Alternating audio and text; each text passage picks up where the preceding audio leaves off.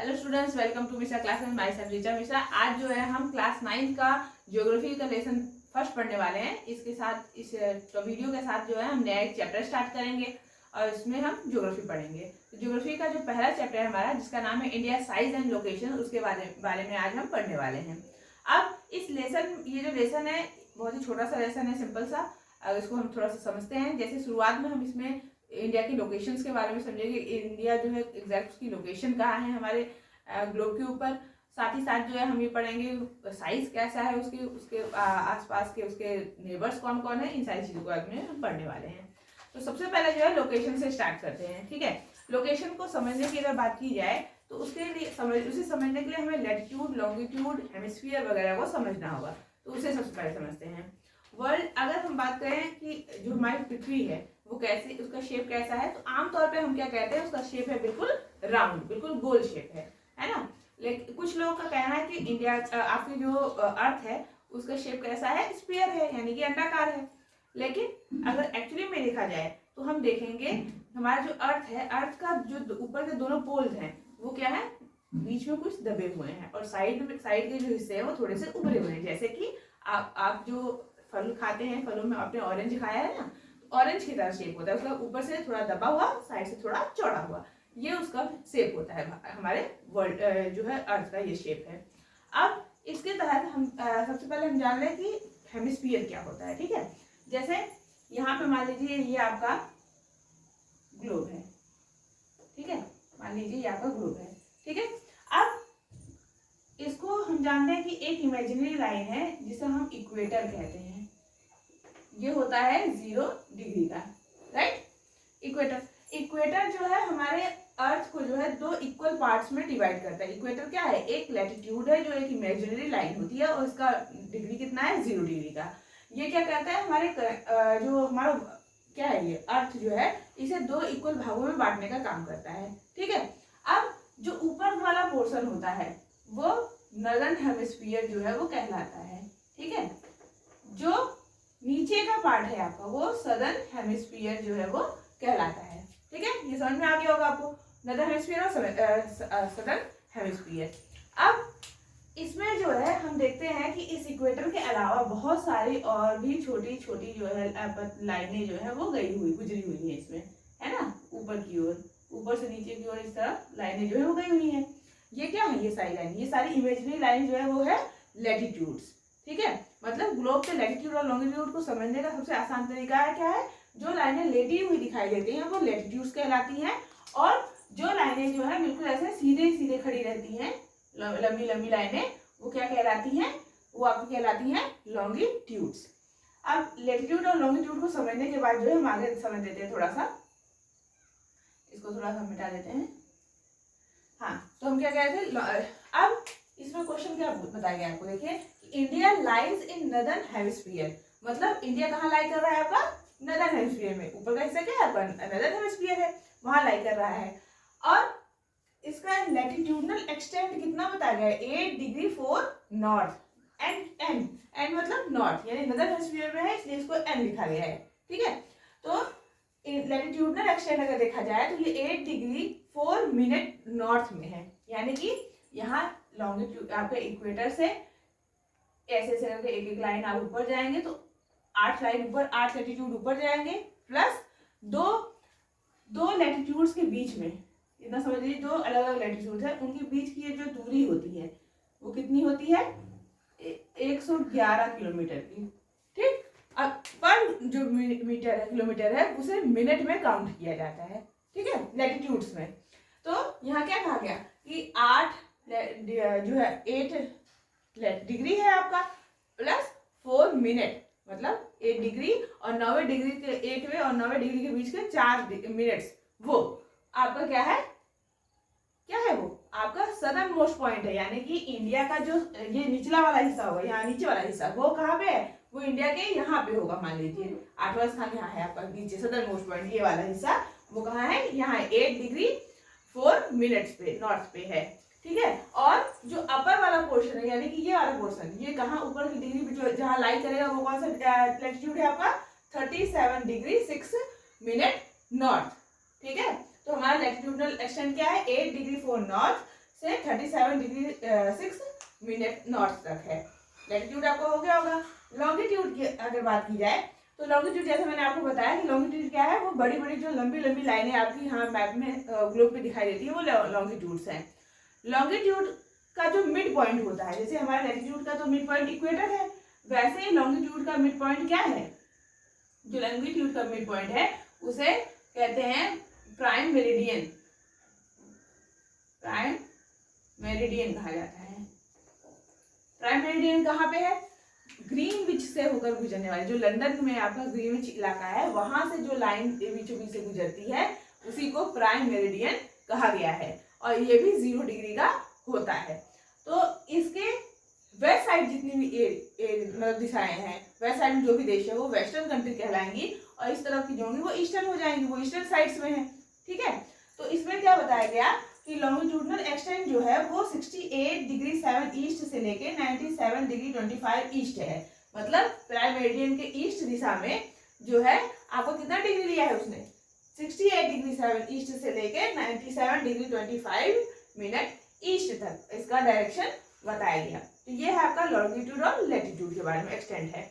Next क्या बताया गया इसमें कि tropic of cancer divides India into 2 equal parts. मतलब हमारे ग्लोब पे या हम जो मॉडल ऑफ अर्थ देखते हैं उसमें हमने देखा कि बहुत सारे रेखाएं हैं, उसी में से एक रेखा है, एक मतलब कि लैटिट्यूड है जिसका नाम है ट्रॉपिक ऑफ कैंसर। अब एक चीज ये ध्यान दीजिएगा कि ग्लोब में आपके जितने भी लैटिट्यूड्स हैं उनमें से केवल 3 ही ऐसे लैटिट्यूड्स हैं जिनके नाम बताए गए हैं और बाकियों के नाम नहीं रखे गए हैं। वो कौन कौन से हैं? पहला है आपका ये इक्वेटर है, सेकंड यहाँ पे आपका है ट्रॉपिक ऑफ कैंसर है, और यहाँ पे जो नीचे वाली है वो है ट्रॉपिक ऑफ कैप्रिकॉर्न। ठीक है, वो ट्रॉपिक ऑफ कैप्रिकॉर्न है। तो जो आपका ट्रॉपिक ऑफ कैंसर है इसका जो डिग्री है वो कितनी है, 23°30' नॉर्थ।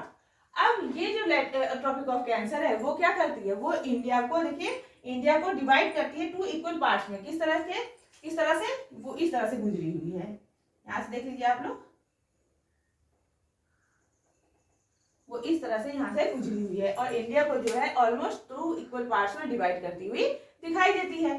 तो इस प्रकार से इंडिया का लोकेशन कैसे हुआ कि इंडिया जो है वो नॉर्दर्न हेमिस्फीयर में लाई कर रही है। इंडिया का लैटिट्यूडनल एक्सटेंट जो है 8°4' नॉर्थ से लेके 37°6' नॉर्थ तक है। लॉन्गिट्यूडनल एक्सटेंट इसका 68°7 ईस्ट से लेके 97°25 ईस्ट तक है। और जो एक ट्रॉपिक ऑफ कैंसर नाम का जो लैटिट्यूडनल लाइन है वो इंडिया को ऑलमोस्ट 2 इक्वल पार्ट्स में डिवाइड करता हुआ गुजरता है। उसके बाद जो है अब हम जो है साइज के बारे में पढ़ लेते हैं थोड़ा सा इंडिया के। तो इसमें जो है लोकेशन के बाद हम सबसे पहले देख लेते हैं आइलैंड ग्रुप्स के बारे में। यहाँ पे इंडिया में कौन कौन से आइलैंड ग्रुप्स हैं। तो जैसे साउथ ईस्ट डायरेक्शन में जो है कौन सा ओशन है, यहाँ पे बे ऑफ बंगाल। साउथ ईस्ट यानी कि यहाँ पे आपका, यहाँ आप देख लेते हैं कि साउथ ईस्ट डायरेक्शन में जो है यहाँ पे है बे ऑफ बंगाल, और बे ऑफ बंगाल में जो है कौन सा आइलैंड ग्रुप है आपका, इस तरफ, यहाँ इस तरफ जो है वो आता है अंडमान एंड निकोबार आइलैंड आता है। ठीक है, और साउथ वेस्ट डायरेक्शन यानी कि इस डायरेक्शन में यहाँ पे जो है कौन सा आपका आता है, यहाँ आता है आपका लक्षद्वीप आइलैंड है। तो इस प्रकार से इंडिया के 2 आइलैंड ग्रुप्स यहाँ बताए गए हैं। साउथ ईस्ट में जो है बे ऑफ बंगाल में है आपका कौन सा, अंडमान एंड निकोबार आइलैंड, और साउथ वेस्ट डायरेक्शन में जो है वो कौन सा महासागर है, यहाँ अरेबियन सी, और यहाँ पे है लक्षद्वीप आइलैंड। तो इस प्रकार से ये आपके आइलैंड्स वगैरह हैं। नेक्स्ट क्या बताया, साइज के बारे में बात हो रही है।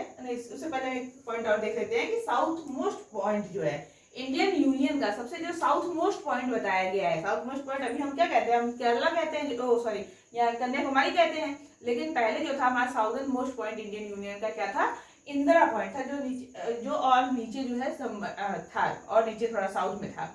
और लेकिन ये जो आपका इंदिरा पॉइंट जो सदर्न मोस्ट पॉइंट था हमारे इंडियन यूनियन का, वो 2004 में सुनामी आने के कारण जो है वहां पे वो पूरी तरह से सबमर्ज हो गया, मतलब कि वो पूरी तरह से पानी में डूब गया है। तो उसके बाद से अब हमारा जो है वो पूरी तरह डूब गया है, तो अब हम जो है सदर्न मोस्ट पॉइंट के रूप में केवल कन्याकुमारी ही कहते हैं। ठीक है, नेक्स्ट क्या बताया गया कि साइज की बात होगी कि इंडिया का साइज जो है वो कैसा है। तो यहाँ क्या कहा गया कि टोटल एरिया कितना है हमारा, 3.28 मिलियन स्क्वायर, मतलब इंडिया का जो टोटल एरिया है आपका वो कितना है 3.28 मिलियन स्क्वायर किलोमीटर है। अगर हम पूरे ज्योग्राफिकली एरिया की बात करें, भौगोलिक दृष्टिकोण से अगर हम बात करें, तो इंडिया में जितना भी लैंड मास सॉरी पूरे वर्ल्ड में जितना भी लैंड मास एरिया है उसका टोटल 2.4% जो है वो हमारे इंडिया का है। ठीक है, नेक्स्ट क्या कहा गया कि लैंड बॉर्डर जो है वो अगर बताया जाए, इंडिया का जो लैंड बॉर्डर है, लैंड बॉर्डर यानी कि आप तो कहेंगे पूरा लैंड वाला हिस्सा ही है, तो ये लैंड बॉर्डर नहीं, लैंड बॉर्डर यानी जिसके जहाँ पे अगल बगल भी केवल जमीनी भाग आते हैं। तो वो कहाँ से स्टार्ट होगा आपका, वो यहाँ से लेके इधर इस पॉइंट से लेके यहाँ से आपका ये पूरा इधर से ट्रेवल करते हुए जम्मू कश्मीर का पार्ट यहाँ ट्रेवल करेंगे, इधर से आएंगे पूरा यहाँ नेपाल का हिस्सा लेते हुए भूटान वगैरह यहाँ पूरा पीछे तक नॉर्थ ईस्ट तक, इस कॉर्नर तक आपका क्या है, ये पूरा हिस्सा यहाँ से लेके यहाँ तक का पार्ट पूरा लैंड बॉर्डर होता कहलाता है। और इसकी साइज कितनी बताई गई है 15,200 किलोमीटर की है। लैंड बॉर्डर कितना है 15,200 किलोमीटर।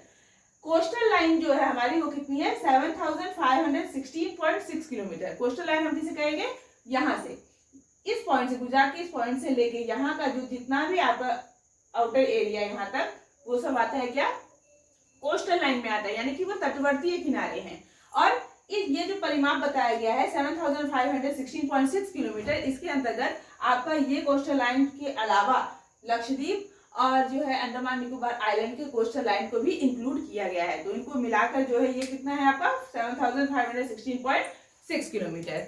अब अगर हम बात करें तो इंडिया जो है चूंकि यहाँ बताया गया ना आपको 3.28 मिलियन स्क्वायर किलोमीटर है इसका जो है टोटल लैंड मास एरिया, तो उसके अकॉर्डिंग इंडिया जो है पूरे वर्ल्ड में 7th लार्जेस्ट कंट्री होती है। अब आप कहेंगे अगर इंडिया जो है 7th लार्जेस्ट कंट्री है तो उससे छोटे 6 और कंट्रियां भी होंगी, तो वो कौन कौन से हैं, वो है आपका, देखिए मैंने इसको शॉर्ट फॉर्म में लिख दिया ताकि आपको आसानी रहे याद करने में। ये आर से क्या होगा आपका, ये है आपका रशिया, ठीक है, फिर कनाडा, फिर है आपका यूएसए, ठीक है, फिर सी, अब ये दूसरा सी जो है वो क्या क्या है आपका चाइना, उसके बाद आता है ब्राजील, फिर है आपका ऑस्ट्रेलिया और लास्ट में फिर आता है आपका इंडिया।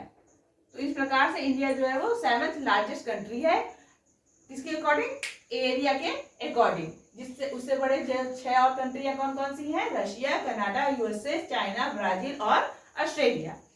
तो इस प्रकार से हमने क्या देखा, आइलैंड ग्रुप्स को देख लिया, लोकेशन समझ लिया और साइज समझ लिया। अब हम नेक्स्ट टॉपिक देखते हैं इंडिया और वर्ल्ड के बारे में।